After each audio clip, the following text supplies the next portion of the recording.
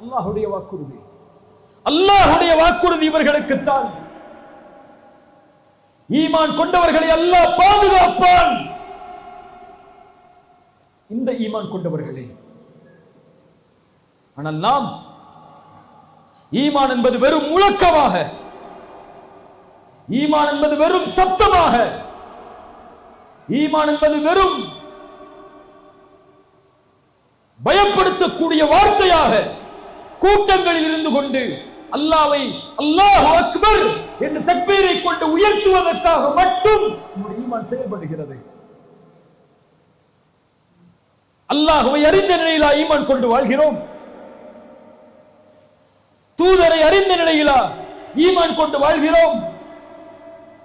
மறுமைக்காக வாழ்ந்து கொண்டிருக்கிறோம்? உலகத்தை தூக்கி எறிந்து சொர்க்கத்தை நோக்கியா நடைபோட்டிக் கொண்டிருக்கிறோம்? அல்லாஹ்வுடைய மார்க்கத்தை படித்து புரிவதற்காகவா நம்முடைய கவனங்களையும் சிந்தனைகளையும் நாம் நாளுக்கு நாள் மெருகட்டிக் கொண்டிருக்கிறோம்? குர்ஆனை படித்து அறிந்து அதை செயல்படுத்தக்கூடிய சமூகமாகவா நாம் வாழ்ந்து மரணிக்கப் போகிறோம் என்ற எண்ணத்தில் வாழ்கிறோம்? பாவங்களில் இணைத்துக் கொண்டு, குற்றங்களில் இணைத்துக் கொண்டு, அல்லாஹ் தடுத்த அருவருப்பான அசிங்கமான காரியங்களில் தங்களை ஈடுபடுத்திக் கொண்டு வாழ்ந்து கொண்டிருக்கக்கூடிய நமக்கு அல்லாஹ்வுடைய உதவியும் அல்லாஹ்வுடைய வெற்றியும் வரும் என்று நினைப்பது எங்கே கனவு காண்பதற்கு சமம்? தொழுகை இல்லாத, ஜக்காத்தை முறையாக நிறைவேற்றாத, அல்லாஹ்வுடைய பாதையில் சதக்காவை முழுவதுமாக நிறைவேற்றாத, தன் சமூகத்தை பற்றியே கவலை கொள்ளாத ஒரு சமூகத்தையா அல்லாஹ் அவருடைய வெற்றியை கொண்டு உயர்த்துவார் என்று எதிர்பார்க்கிறோம்? வக்ஃபை பற்றி பேச வேண்டிய கட்டாயத்தில் இருக்கிறோம். இது சூழ்ச்சி, இது ஒரு பெரிய அநீதம். இந்த தீர்ப்பு முஸ்லிம்களை அடக்கக்கூடிய தீர்ப்பு, இது நம்முடைய உரிமைகளை பறிக்கக்கூடிய தீர்ப்பு. எல்லாம் சரிதான். ஒரே கேள்வி இந்த சமூகத்தை நோக்கி, இந்த சமூகத்துடைய கடைசி வரிசையில் உட்கார்ந்து கொண்டிருக்கக்கூடிய என்னை போன்றவர்களின் கேள்வி, இதுவரை இந்த சமூகத்திற்கு வக்ஃபை பற்றி பேசிய ஒரு தலைவர் உண்டா? இதுவரை இந்த அமானிதங்களை இந்த சமூகத்திடத்திலே ஒப்படைக்க வேண்டும் என்று துடித்த இந்த சமூகத்தின் இயக்கங்கள் உண்டா? சச்சார் குரு அழுக்கை எத்தனை ஆண்டுகள் வந்துவிட்டது. இந்த வக்ஃபை நீங்கள் முறையாக பயன்படுத்தினால் 12,000 கோடி வருமானம் இந்த சமூகத்திற்கு கொடுக்கப்படும் என்று சொன்னது. இந்த அறிக்கை வந்து எத்தனை ஆண்டுகளானது? எத்தனை ஆண்டுகளாகிவிட்டது? இதை சீர்படுத்துவதற்கு, இதை நிர்வாகப்படுத்துவதற்கு, இதை முறைப்படுத்துவதற்கு உங்கள் கரத்தால் சொல்லப்படுகிறது. நீங்கள் லஞ்சம் வாங்குகிறீர்கள் வக்ஃபில், நீங்கள் அநீதம் செய்கிறீர்கள் வக்ஃபில், நீங்கள் காசை வாங்கிக் கொண்டு நீங்கள் விரும்புவர்களுக்கு கொடுக்கிறீர்கள் வக்ஃபில். எத்துணை குற்றச்சாட்டுகள் உங்கள் முன்னால் வீசப்பட்டது இத்துணை ஆண்டுகள். இங்கு வந்திருக்கக்கூடியவர்களிடத்தில் கேட்கிறேன், வக்ஃபுடைய தலைவர் பேர் என்ன? கையை உயர்த்தி சொல்லுங்க, யாருக்கெல்லாம் தெரியும் சொல்லி. வக்ஃபுக்கு ஒரு தலைவரை இந்த அரசாங்கம் நியமிச்சு வச்சிருக்கு. யாருங்க அந்த தலைவர்? அவரெல்லாம் போயிட்டாருங்க, நீக்கிட்டாங்க அவங்களெல்லாம். போராடுகிறோமா? அல்லாஹ் அக்பர் என்று கூச்சலிடுகிறோமா? உரிமையை நீக்கப் போகிறோம் என்று சொல்லுகிறோமா? நம் நிலையை நாம் சீர்படுத்தாமல், நம் சிந்தனைகளை நாம் சீர்படுத்தாமல், நம் கவனங்களை நீங்கள் சீர்படுத்தாமல், உங்களுடைய ஊரின் ஜமாத்துகளை நீங்கள் சீர்படுத்தாமல், உங்கள் தலைமையை நீங்கள் சீர்படுத்தாமல் எதை சீர்படுத்த போகிறீர்கள்? மீட்டெடுத்து கொடுத்து விட்டால் மட்டும், உரிமைகள் எல்லாம் உங்களுடைய கரத்தில் இருந்தால் மட்டும் சமூகத்திற்கு பலனளிக்கக்கூடியதாக இதை மாற்றுவேன் என்று உறுதியை கொடுக்க போகிறீர்களா?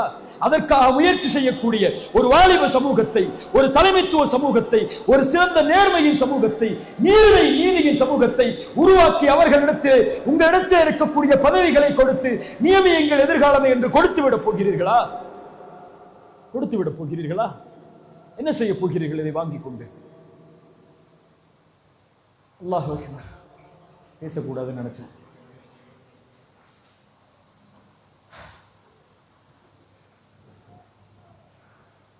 அல்லாஹ் என்னை சோதிக்கிறான். அல்லாஹ் என்னை சிரமத்திலே உள்ளாக்குகிறான், அல்லாஹ் இது போன்ற எதிர்ப்புகளை கொடுக்கிறான் என்றால் என் ஈமானின் கேள்வி அது. உன்னை தட்டி எழுப்புகிறான் அல்லாஹ். விழித்துக்கொள், விழித்துக்கொள். நீ அடிபட்டு கிடக்கிறாய், விழித்துக்கொள். விழித்துக்கொள் என்றால் வாருங்கள் போராடுவோம் என்ற அழைப்புக்கு நான் இங்கே அதற்கு ஆள் இல்லை. அதற்கெல்லாம் இயக்கங்கள் இருக்கிறது, அதனுடைய தலைவர்கள் இருக்கிறார்கள். என் அழைப்பு ஈமானிய விழிப்பு, குர்ஆனின் விழிப்பு, ஹதீஸின் விழிப்பு. அல்லாஹ் நம்மை சீராக்க மாட்டான் நாம் சீராகாத வரை. உங்களை பிரதிநிதிகளாக அல்லாஹ் மாற்றுவான். இந்த பூமியில் நீங்கள் பொருந்தக்கூடிய மார்க்கத்தை கொண்டு நிலைப்படுத்துவான். சும்மா கொடுத்துருவானா? யஅபுதூனனி லா யுஷ்ரிகூன பி ஷைஆ. நீங்கள் என்னை வணங்குவீர்கள், எனக்கு யாரையும் முனை வைக்க மாட்டீர்கள். வாகீமுஸ் ஸலாஹ், என்ன செய்வீர்கள்? என்ன செய்வீர்கள்? வாகீமுஸ் ஸலாஹ், ஆட்சியை கொடுத்தால் தொழுவீர்கள். வஆத்துஸ் ஸகாத், ஜகாத்தை கொடுப்பீர்கள். இந்த உலகத்தை நிர்வகிக்கக்கூடிய செல்வத்தில் மிகப்பெரிய செல்வம் ஜகாத். அந்த செல்வத்தை ஒன்று திரட்டினால் உலக வங்கிகளில் இருக்கக்கூடிய செல்வம் எல்லாம் தோற்று போகும். வஆத்துஸ் ஸகாத் வஅதீஉர் ரசூல, ரசூலை பின்பற்றுவீர்கள். லஅல்லக்கும் துர்ஹமூன். அல்லதீன இம்மக்கன்னாஹும் ஃபில் அர்த், இந்த பூமியில் உங்களை பிரதிநிதிகளாக ஆக்கினால் அகாமுஸ் ஸலாஹ், தொழுவீர்கள். அஸ்ஸலாஹ் அஸ்ஸலாஹ் அஸ்ஸலாஹ், என் வாலிபனே அஸ்ஸலாஹ். ரசூலுடைய கடைசி மரணத்தின் அழைப்பது அஸ்ஸலாஹ் யா உம்மah, அஸ்ஸலாஹ் யா உம்மah, என் சமூகமே தொழுகை, தொழுகை. தொழுகை எடுத்துக் கொள்ளாமல் ஒரு சமூகம் போராடினால் அந்த போர்க்களம் வீண். தொழுகாத சமூகத்தின் மீது அல்லாஹ்வின் பார்வை இல்லை, அல்லாஹ்வின் வெற்றி இல்லை. ரமதானில் ஃபஜ்ரை நிரப்புவதை போல் தமிழகத்தின் பள்ளிகளில் ஃபஜ்ரை நிரப்பி பாருங்கள். அடுத்த துஹரில் அல்லாஹ்வுடைய வெற்றியை பார்ப்பீர்கள். போராட்ட களம் என்றால் தயாராகக்கூடிய வாலிபர்களே, உன் தூக்கத்தை விட்டு போராட தயாரா? நாளை மறுமையில் விசாரிக்கக்கூடிய முதல் விசாரணை அஸ்ஸலாஹ். பேர் என்ன? பேர் என்ன ஜி? ஹக்கீம் பாய், நாளைக்கு மறுமையில் அல்லாஹ் விசாரிக்கக்கூடிய முதல் விசாரணை அஸ்ஸலாஹ். பேர் என்ன? ராஃபியா. யா ராஃபியா, நாளை மறுமையில் அல்லாஹ் உன்னை விசாரிக்கக்கூடிய முதல் விசாரணை அஸ்ஸலாஹ். இந்த பேர் என்ன? ஹுசைன். யா ஹுசைன், நாளை மறுமையில் அல்லாஹ் உன்னை விசாரிக்கக்கூடிய முதல் விசாரணை அஸ்ஸலாஹ். யா அப்துல் பாசித், நாளை மறுமையில் அல்லாஹ் உன்னை விசாரிக்கக்கூடிய முதல் விசாரணை அஸ்ஸலாஹ். அது சரியானால் அல்லாஹ் அனைத்து செயல்களையும் சரிபடுத்துவான். அது சீர்கட்டால் எல்லாம் சீராகும், சீர்கடும். இந்த தொழுகையில் இந்த சமூகம் தன்னை சரிபடுத்தினால் அல்லாஹ் அந்த சமூகத்தை சரிபடுத்துவான். தொழுகையில் இந்த சமூகம் தன்னை சீர்கெடுத்தால் அல்லாஹ் அந்த சமூகத்தை கண்டுகொள்ள மாட்டான். குர்ஆன் எங்கே? ரசூல் எங்கே? ரசூலுடைய வாழ்க்கை நமக்கு தெரியாது,